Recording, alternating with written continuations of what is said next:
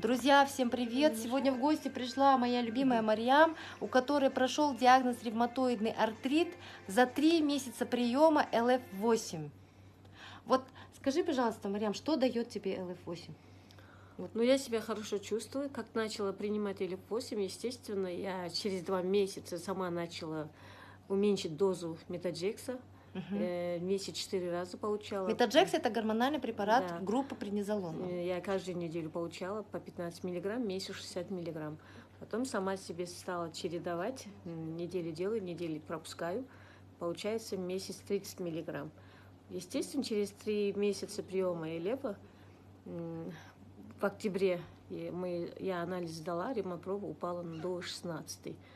Естественно, а раньше было у меня 136. Смотрите, ревмопробы были высокие, 150, да? 150, а сегодня 16, то есть это норма.